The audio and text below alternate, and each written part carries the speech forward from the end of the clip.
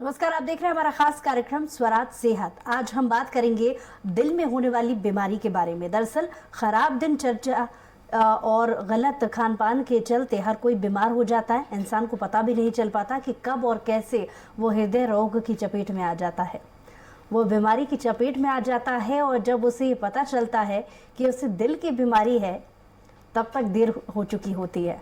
जी हाँ, दुर्भाग्य से अधिकांश लोगों को तब तक पता नहीं चलता है कि वो हृदय रोग विकसित कर चुके हैं, जब तक उन पर इसका हमला ना हो जाए। लेकिन कुछ चेतावनी के संकेत भी होते हैं जो हृदय रोग का संकेत दे सकते हैं, और अगर इसका जल्दी इलाज किया जाए तो स्थिति को गंभीर होने से रोकने में मदद मिलती है।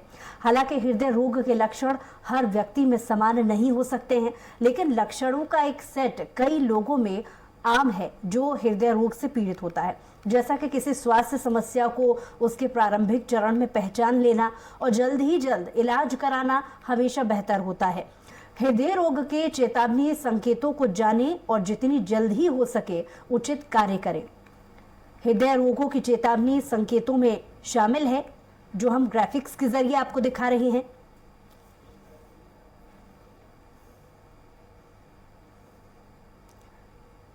तो घर पर क्या इलाज किया जा सकता है, कैसे इस पर सावधानी बरती जा सकती है, हमारी खास कार्यक्रम स्वराज सेहत में आज हम इसी पर चर्चा करने की कोशिश करेंगे। और साथ ही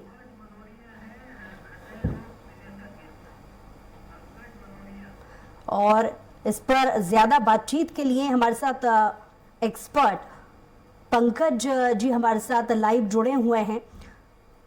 डॉक्टर पंकज जी, बहुत स्वागत है आपका हमारे खास कार्यक्रम में जुड़ने के लिए। और ये कार्यक्रम वो कार्यक्रम है जिसके जरिए हमारे साथ कुछ कॉलर्स भी जुड़ते हैं जिनके सवालों के जवाब हम जानने की कोशिश करते हैं। और इसलिए ज़्यादा वक्त ना लेते हुए इस कार्यक्रम को शुरू करते हैं। सबसे मेरा पहला आपसे यही सवाल है कि हृदय रोग क्यों होता है, पहले इसे समझ लेते हैं। देखिए, हृदय रोग या हृदय अटैक क्यों आता है? अटैक मतलब हार्ट की 3 धमनियां होती हैं जो हार्ट को शुद्ध ऑक्सीजन युक्त खून पहुंचाती हैं। अगर कोई भी धमनी में अगर कोई क्लॉटिंग हो जाती है या उसका पूरा जो खून का बहाव है वो ऑब्स्ट्रक्ट हो जाता है, ब्लॉक हो जाती है, तो एक हार्ट का एक मांसपेशियां होती हैं, उसको खून मिलना बंद हो जाता है, उसको कि अटैक बोलते हैं। जी पंकज जी, ये तो हमने जान लिया कि हृदय रोग आखिर क्यों होता है, लेकिन क्या आप हृदय रोग को पहचान भी सकते हैं ताकि हम पहले से इस पर एहतियात बरतना शुरू कर सकें? देखिए, जो हृदय रोग आने से पहले कई लक्षण देता है, जैसे जो चेस्ट पेन होता है वो हमें जानना बहुत आवश्यक है कि जो चेस्ट पेन हार्ट का पेन है कि गैस का पेन है। बहुत बार ऐसा देख रहा है कि लोगों को पेन होता है तो वो समझते हैं कि मुझे एसिडिटी का पेन है, गैस का पेन है, और उसको वो इग्नोर कर देते हैं और ठीक समय पे इलाज नहीं लेते और फिर बाद में पता लगता है कि वो हार्ट अटैक था।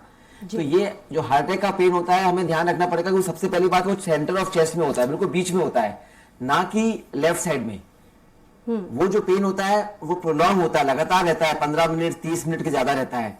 साथ में आपको ज्यादा स्वेटिंग होने लगती है, पसीना आने लगता है, लेफ्ट हैंड में रेडिएट करता है वो, या जॉ में भी जा सकता है। तो ये जो खास फीचर्स होते हैं वो हमें पहचानना जरूरी है। ऐसा पेन, बहुत सीवियर पेन होना, सेंटर ऑफ चेस्ट में होना, लेफ्ट हैंड में जाना, स्वेटिंग होना, साथ साथ ये सब जो अगर साथ में ये सब चीजें हो रही हैं तो समझ जाइए कि ये हार्ट का पेन भी हो सकता है। तो आपको डॉक्टर से संपर्क करना जरूर चाहिए, ईसीजी और जांच करा के देखना चाहिए कि ये हार्ट का पेन है कि नहीं है। जी डॉक्टर पंकज, साथ ही आपसे जानना चाहेंगे कि कार्डियोवैस्कुलर बीमारी का क्या कारण होता है, क्योंकि अमूमन ये बीमारी जो है लोगों के बीच में ज्यादा देखने को मिलती है। ये बिल्कुल ही जो हार्ट अटैक या कार्डियोवैस्कुलर बीमारी जो आपने बताई है, पहले के ज़माने में हम देखते थे ये जो रोग है हार्ट अटैक का रोग पहले 6 या 7 डिकेड में आता था, मतलब 60 साल के ऊपर या 70 साल के ऊपर। अब ये जो बीमारी है हम देख रहे हैं युवा वर्ग में भी काफ़ी आने लगी है, 30 से 40 साल में भी ये बीमारी अपने को चपेट में ले रही है। अगर मैं 10 पेशेंट रोज देखता हूँ हार्ट अटैक के, तो 10 में से 3 जो पेशेंट होते हैं उनकी उम्र 40 से कम होती है। अगर हम कारणों में जाए तो मेन प्रमुख कारण क्या होते हैं हार्ट अटैक के? सबसे प्रमुख कारण होता है डायबिटीज, दूसरा हाई ब्लड प्रेशर, तीसरा कोलेस्ट्रॉल, चौथा स्मोकिंग, पांचवा स्ट्रेस मानसिक तनाव, और छठा ओबेसिटी मोटापा। तो मोटे मोटे ये 6 कारण होते हैं प्रमुख जो कि लगभग 90% रिस्पॉन्सिबल होते हैं हार्ट अटैक आने में। जी, और जैसा कि प्रमुखता पर आपने जैसा कि जिक्र किया कि लाइफस्टाइल भी इसमें डिपेंड करता है, बहुत ज़्यादा स्ट्रेस लेने की वजह से भी इस तरीके की जो बीमारियां हैं उसकी चपेट में हम आ जाते हैं। इसका मुख्यतः कारण जाहिर है कि बीपी भी रहा है लोगों का, तो बीपी क्यों बढ़ता है? या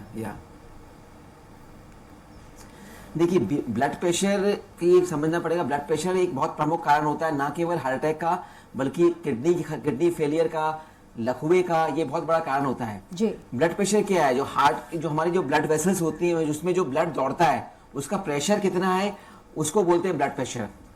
क्या होता है जब एज होती जाती है कई बार, तो उसमें ब्लड वेसल्स थिक हो जाती है, स्टिफ हो जाती चाहूंगी हमारे साथ दर्शक जुड़ गए हैं, अपना सवाल पूछना चाह रहे हैं। शाहरुख हमारे साथ दर्शक जुड़ गए हैं, बहुत स्वागत है आपका शाहरुख, सवाल पूछिए। डॉक्टर साहब नमस्कार।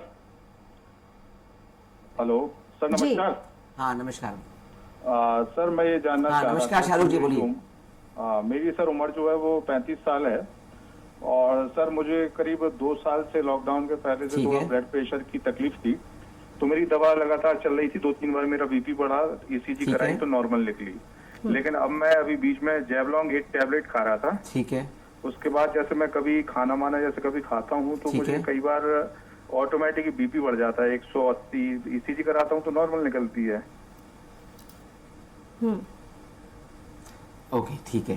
देखिए, जैसा है कि अगर बीपी आपका बढ़ रहा है तो उसका ये जरूरी नहीं है कि आपका ईसीजी में भी चेंजेस आए। ईसीजी में चेंजेस जब आते हैं जब आपको दिल का दौरा पड़ जाता है, जब काफी एडवांस बीमारी हो जाती है।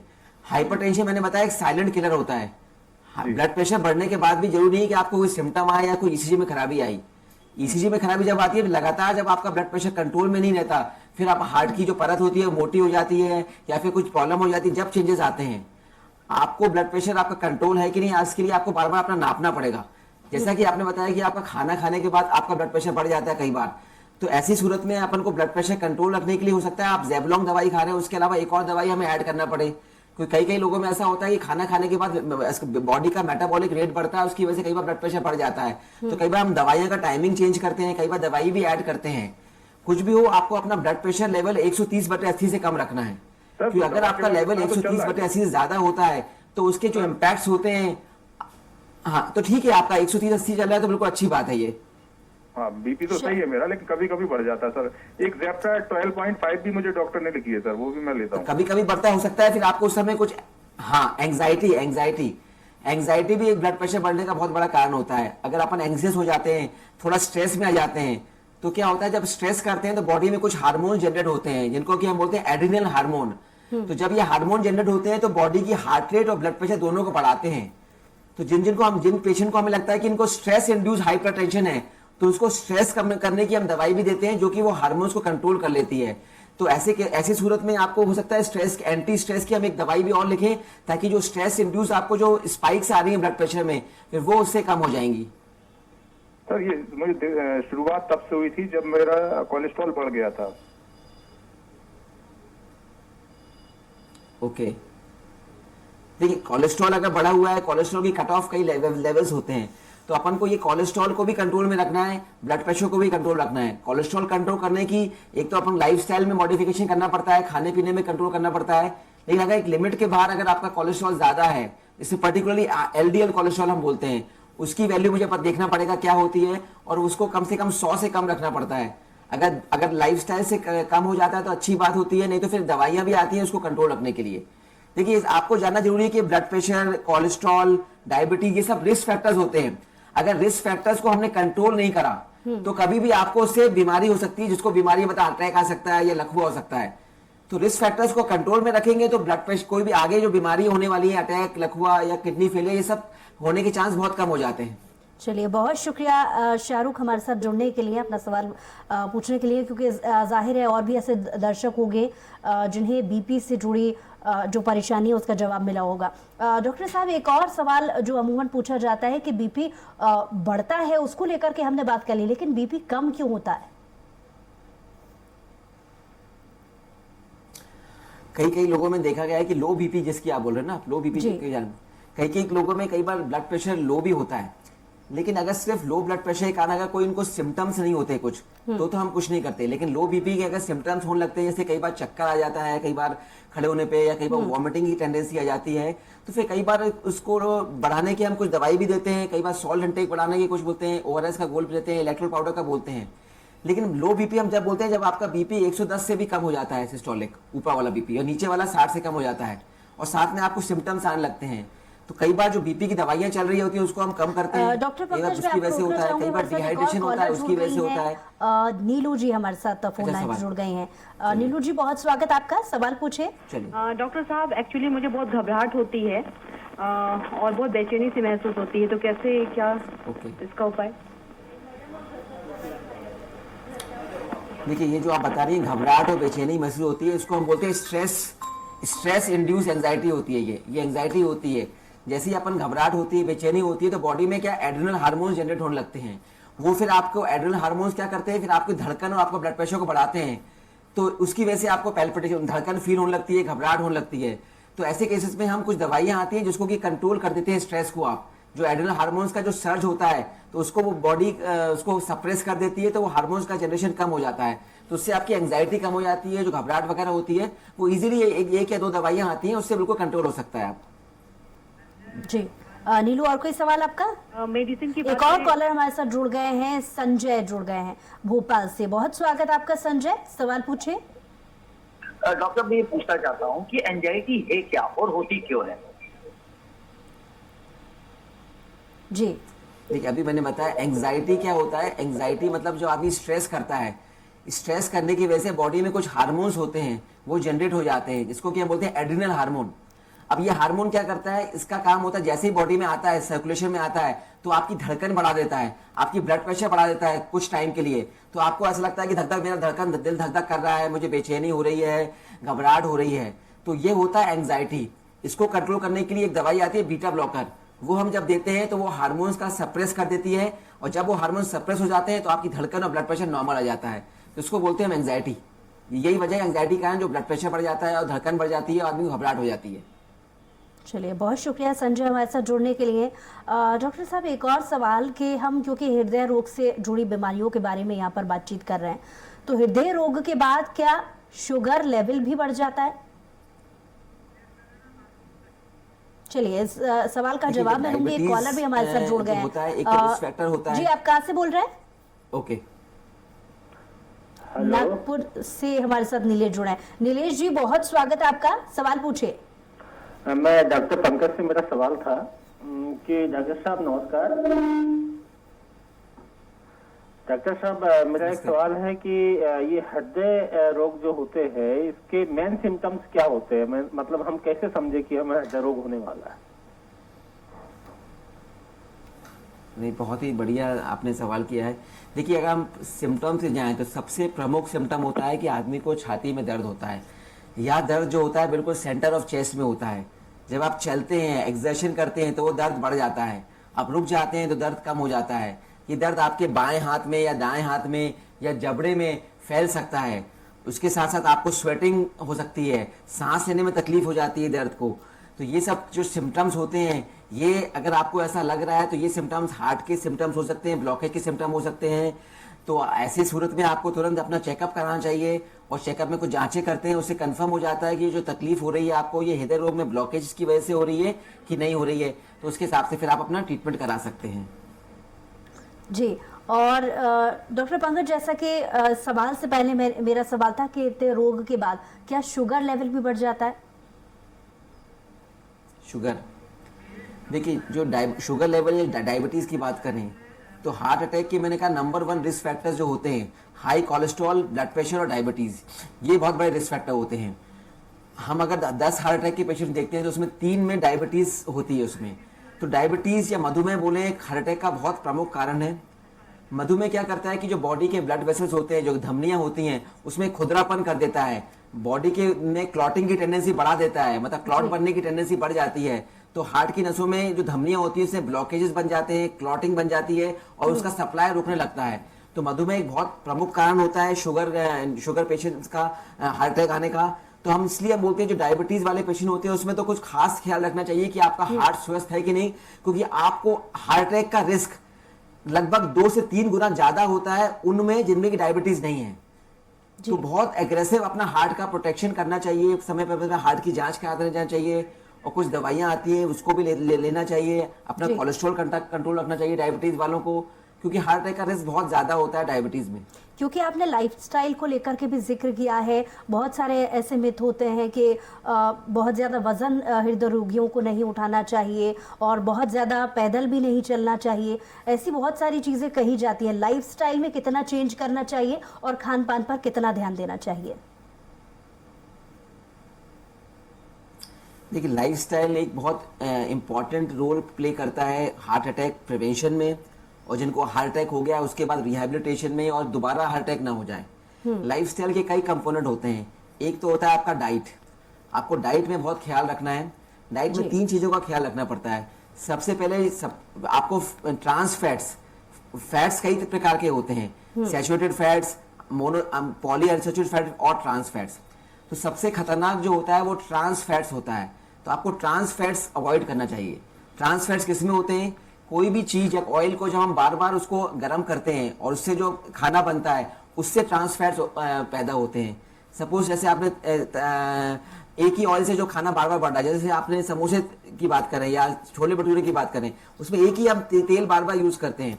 जब एक ही तेल को बार बार गर्म किया जाता है तो उसमें जो उसके बॉन्ड्स होते हैं, ऑयल बॉन्ड्स, वो ब्रेक हो जाते हैं और थोड़ा ऑयल सॉलिडिफाई हो जाता है। उससे ट्रांस फैट्स जनरेट हो जाते हैं उस ऑयल में। वो ट्रांस फैट्स बहुत खतरनाक होते हैं, क्योंकि हार्ट का हम ब्लॉकेज देखें तो ब्लॉकेज में ट्रांस फैट्स का कंपोनेंट बहुत ज्यादा होता है। तो आपको अवॉइड करना है ट्रांस फैट्स अपने डाइट में। Second, high glycemic food. जो फूड खाने से आपका शुगर बहुत तेजी में बढ़ता है, वो हाई ग्लाइसेमिक फूड बहुत हार्मफुल होते हैं बॉडी के लिए, क्योंकि वो डायबिटीज को प्रीकर्सर रहते हैं और प्लस आपको ओबेसिटी भी कर सकते हैं। तो सेकंड चीज है हाई ग्लाइसेमिक फूड आपको अवॉइड करना है। और तीसरा, आपको फूड्स में एंटीऑक्सीडेंट्स और ओमेगा 3 फैटी एसिड्स की मात्रा ज्यादा लेना है। ओमेगा 3 फैटी एसिड्स, एंटीऑक्सीडेंट किस में होते हैं? फ्रूट्स में होते हैं, आपको वेजिटेबल्स में होते हैं। जो आप ड्राई फ्रूट्स खाते हो, अखरोट, बादाम, उसमें ये ओमेगा 3 फैटी एसिड्स बहुत बॉडी के लिए बहुत अच्छे होते हैं, वो आपको काफी हेल्दी रहने में हेल्प करते हैं। तो ये 3 बेसिक प्रिंसिपल्स याद रखिए: reduce trans fats, reduce high glycemic food जिसमें कि शुगर बहुत तेजी में बढ़ता है, और तीसरा आपको इंक्रीज ओमेगा 3 फैटी एसिड्स। जी डॉक्टर पंकज, दिल का दौरा आखिर पड़ता क्यों है? इसके मुख्य कारण क्या क्या हो सकते हैं? जैसा कि इसके पहले हमने जिक्र किया कि हाई बीपी या लो बीपी, ऐसी परेशानियां, फिर शुगर लेवल की परेशानियां, स्ट्रेस की बहुत ज़्यादा परेशानियां, इन सभी को देखते हुए क्या मुख्य कारण इसका समझा जाए तो आखिर दिल का दौरा क्यों पड़ता है? देखिए, दिल का दौरा पड़ना मतलब जो हार्ट की धमनियां होती हैं, जो हमें हार्ट के ब्लड वेसल्स जो होते हैं, हार्ट के मांसपेशियों को खून सप्लाई करती हैं, कोरोनरी आर्टरीज बोलते हैं। अगर उसमें से कोई कोरोनरी आर्टरी टोटल ब्लॉक हो जाती है, धमनी ब्लॉक हो जाती है, तो उसको हम अटैक बोलते हैं। फिर से बताओ, अटैक मतलब जो हार्ट की धमनियों की जो सप्लाई होती है वो अचानक पूर्ण रूप से रुक जाती है, सप्लाई टोटल रुक जाता है, तो हार्ट की मांसपेशियों को खून मिलना बंद हो जाता है, तो आदमी को दर्द उत्पन्न होने लगता है और हार्ट का फंक्शन अचानक कम होने लगता है। इसको हम बोलते हैं हार्ट अटैक। कारण 6 कारण मुख्य है, मान के चलिए। सबसे प्रमुख diabetes, number 2 high blood pressure, number 3 cholesterol, number 4 smoking, number 5 obesity और नंबर 6 स्ट्रेस। तो ये 6 जो कारण होते हैं, लगभग 90% ऑफ अटैक के लिए ये रिस्पॉन्सिबल होते हैं, 6 कारण। जी डॉक्टर पंकज, एक कॉलर हमारे साथ जुड़ गई हैं, करिश्मा ग्वालियर से। बहुत स्वागत है आपका करिश्मा, सवाल पूछिए। जी बिल्कुल। एक्चुअली मेरी एज 62 ईयर्स है और मैं वर्किंग वूमेन हूँ, सॉफ्टवेयर में काम करती हूँ। मैं ये जानना चाहती हूँ, डॉक्टर से अक्सर सुनते में आता है ना कि गैस्ट्रिक प्रॉब्लम है, तो हम लोग ये अक्सर अवॉइड कर देते हैं, कई चीज़ घबराहट होना या तो ये सिम्टम्स, तो ऐसे कैसे सिम्टम्स है या अचानक के सिम्टम्स आते हैं कि पहले से हमें ऐसा लगता है कि ये हमें हार्ट की प्रॉब्लम है? कैसे हम जाने इस बात को, क्योंकि दिन भर स्ट्रेस बहुत रहता है, टेंशन बहुत रहता है, खाने पीने में कभी ये बहुत अच्छा सवाल पूछा है, क्योंकि ये कंफ्यूजन बहुत सबके मन में होता है कि ये जो हमें दर्द हो रहा है, हमें एसिडिटी का दर्द तो नहीं है या गैस का दर्द तो नहीं है। मैं 4-5 पॉइंट्स बताऊंगा ये जो गैस के दर्द को हार्ट अटैक के दर्द से डिफरेंशिएट करते हैं। सबसे बड़ी बात होती है, जो हार्ट का दर्द होता है वो बिल्कुल सेंटर ऑफ चेस्ट में होता है। वो दबाने, हिलने डुलने से उसका कोई ताल्लुक नहीं होता। वो दर्द लगातार रहता है 15 मिनट, 30 मिनट, 45 मिनट। दर्द के साथ साथ आपको स्वेटिंग, पसीना बहुत आने लगता है, सांस लेने में तकलीफ हो सकती है। दर्द आपका लेफ्ट हैंड या राइट हैंड में या जॉज में या इधर इधर इस तरफ ये फैल सकता है। तो ये जो 5-6 कैरेक्टर्स बताए ये सब दर्द के साथ हो रहे हैं, तो ये गैस का नहीं हार्ट का दर्द हो सकता है। ऐसी सूरत में आपको तुरंत अस्पताल जाके अपना चेकअप कराना चाहिए, और कई जांचें होती हैं, उससे क्लियर हो जाता है कि हार्ट का अटैक है कि ये गैस का दर्द है। लेकिन कभी भी इस तरह के सिम्टम्स आए तो उसको गैस का ना समझें, और उसको एक बार इन्वेस्टिगेट करा के देख लें कि क्या है। क्योंकि अगर अपन ने गैस हार्ट अटैक के दर्द को गैस का समझ लिया और उसका सही समय पे इलाज नहीं कराया तो वो बहुत जानलेवा हो सकता है। हार्ट अटैक में हम लोग बोलते हैं golden period, golden hour concept होता है। अगर आपको हार्ट अटैक आया है तो उस गोल्डन आवर में, जो पहले आवर में अगर आपने सही ट्रीटमेंट ले लिया, कुछ दवाइयां होती है खून पतला करने की, वो तुरंत आपने ले ली, तो जो हार्ट अटैक से जो डैमेज होता है उसको हम 3 से 4 गुना कम कर सकते हैं अगर आपने गोल्डन आवर में सही ट्रीटमेंट ले लिया तो। जी डॉक्टर पंकज, अचानक किसी व्यक्ति को अगर हार्ट अटैक आ जाता है तो फर्स्ट ट्रीटमेंट क्या होगा? जी अगेन बहुत अच्छा सवाल है। अगर आपको किसी को हार्ट अटैक आ जाता है तो एक मैंने बताया एक इमरजेंसी पॉलीपिल होती है, समझ लिए 3 दवाई आपको तुरंत लेना है। अगर आपको मालूम है कि अटैक आ गया है मुझे, तो सबसे पहले होता है आपको 325 मिलीग्राम एस्प्रिन, वो आपको लेके चबा जाना है, नंबर 1। नंबर 2 होता है एटोरवास्टैटिन 80 मिलीग्राम, ये आपको तुरंत लेना है। और नंबर 3 होता है क्लोपिडोग्रेल, खून पतला करने की दवाई होती है 75 मिलीग्राम की 4 टैबलेट। तो ये मैं कहता हूँ ये तीनों टैबलेट एक पॉलिथीन में या छोटी पैकेट में रख के हमेशा अपने पास रखिए, कि कभी भी किसी को अटैक आए तो अगर आपने 3 टैबलेट तुरंत दे दिए तो ये पॉलीपिल जो मैंने बताया है, तो आप हार्ट अटैक के डैमेज को 2 से 3 या कम से कम 4 गुना भी आप इसको कम कर सकते हैं, प्रोवाइडेड आपने तुरंत दवाई विदिन 1 आवर आपने ये दवाई ले ली। तो हमेशा याद है कि 325 मिलीग्राम की एस्प्रिन, 80 मिलीग्राम की एटोरवास्टैटिन और 75 मिलीग्राम की क्लोपिडोग्रेल की 4 टैबलेट, ये हमेशा अपने पास होना चाहिए। क्योंकि कब किसी को अटैक आ जाए या आपकी किसी पहचान वाले को अटैक हो जाए तो आप तुरंत दवाई दे देंगे, तो उसको जो अटैक से जो नुकसान होने वाला है वो अपन कम कर सकते हैं इससे। एक सीपीआर की भी प्रॉब्लम अक्सर आजकल सुनी जाती है, तो सीपीआर भी दिया जाता है, इससे जुड़ी क्या आप इस पर जानकारी हमारे दर्शकों तक साझा करेंगे? देखिए सीपीआर मतलब कार्डियो पल्मोनरी रिससिटेशन, ये हम जब करते हैं जब किसी पेशेंट को कार्डियक अरेस्ट आ जाता है। जैसा अपन पेशेंट बैठा अचानक किसी कार्डियक अरेस्ट जाता है, उसका हार्ट बिल्कुल रुक जाता है, धड़कन बिल्कुल रुक जाती है, पंपिंग करना बिल्कुल रुक जाता है, तो ऐसे केस में टेम्पररी मेजर होता है cardio pulmonary resuscitation CPR. CPR से क्या करते हैं हम हार्ट की पंपिंग वापस चालू करते हैं दबा के, ताकि जो हार्ट की हम आर्टिफिशियल पंपिंग करेंगे तो हार्ट का पंपिंग चालू हो जाएगा, तो बाकी ऑर्गन्स को, ब्रेन को, किडनी को ब्लड वापस मिलना चालू हो जाएगा। तो सीपीआर करना सबको आना चाहिए। सीपीआर की टेक्निक होती है, इसमें मैंने कई वीडियोस बना रखे हैं, ताकि वो अगर सीपीआर आपने टाइमली कर दिया तो आदमी की जान बच सकती है। क्योंकि मैंने कहा अगर आदमी का हार्ट रुका हुआ है तो अगर आपने विदिन सेकंड्स या विदिन मिनट्स कुछ एक्शन नहीं लिया और मतलब टाइम निकल गया तो वो डैमेज जो परमानेंट हो जाता है, फिर बाद में आपने ट्रीटमेंट करा भी लिया तो वो ट्रीटमेंट किसी काम का नहीं होता, आपका ब्रेन डेड हो जाता है, बाकी ऑर्गन्स डैमेज परमानेंटली डैमेज हो जाते हैं।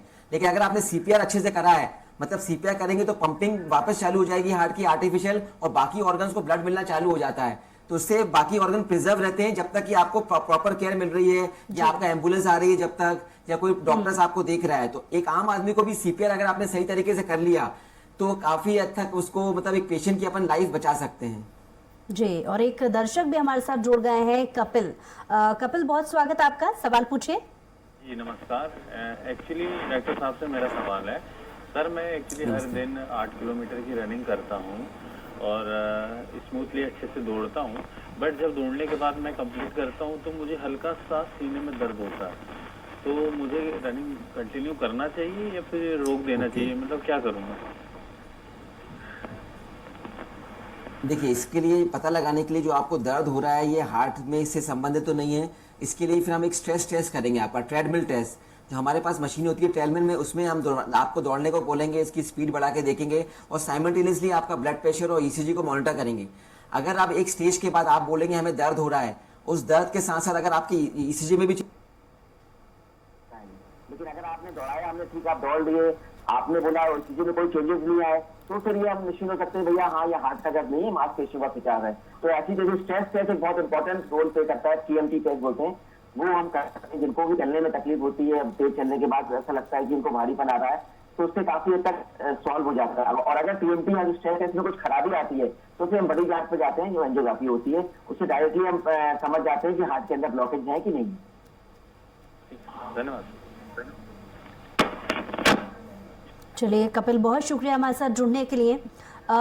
डॉक्टर पंकज, कई बार ऐसा होता है कि जांच की जा रही होती है, जैसा कि आप जिक्र कर रहे थे कि जांच की जा रही होती है, लेकिन अचानक से मरीज की तबीयत ज़्यादा बिगड़ जाती है, तो ऐसे में क्या किया जा सकता है? और अक्सर हम आजकल देखते हैं कि बहुत सारे ऐसे केसेस आते हैं कि डांस करते करते भी अचानक से हार्ट अटैक से मौत के बहुत सारे आंकड़े सामने आए हैं, तो कैसे समझा जा सकता है कि व्यक्ति को हार्ट अटैक हुआ है?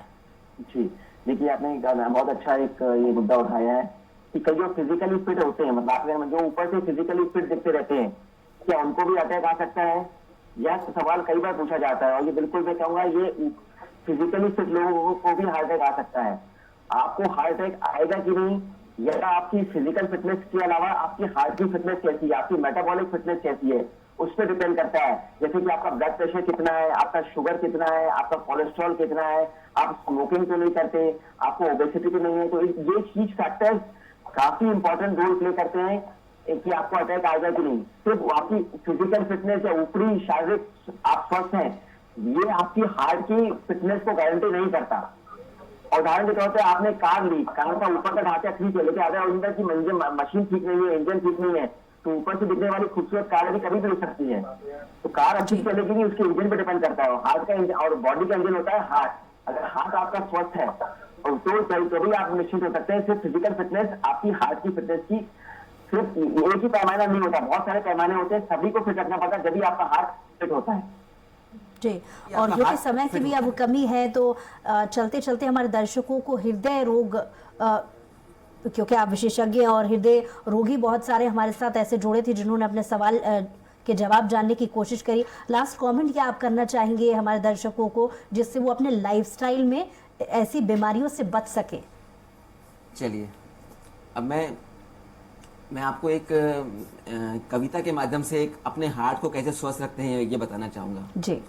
कि 2 फेफड़े, 2 गुर्दे, 2 आँखें और दिल बेचारा एक, इसका ख्याल करके तो देख। छोड़ दे बीड़ी सिगरेट का नशा, कर देगी खराब ये दिल की दशा। थोड़ा वॉकिंग कर लो, थोड़ा वजन घटा लो, अपने ही दिल पे थोड़ा तरस तो खा लो। शुगर और बीपी का तुम रखो कंट्रोल, और बढ़ने ना दो अपना कोलेस्ट्रॉल।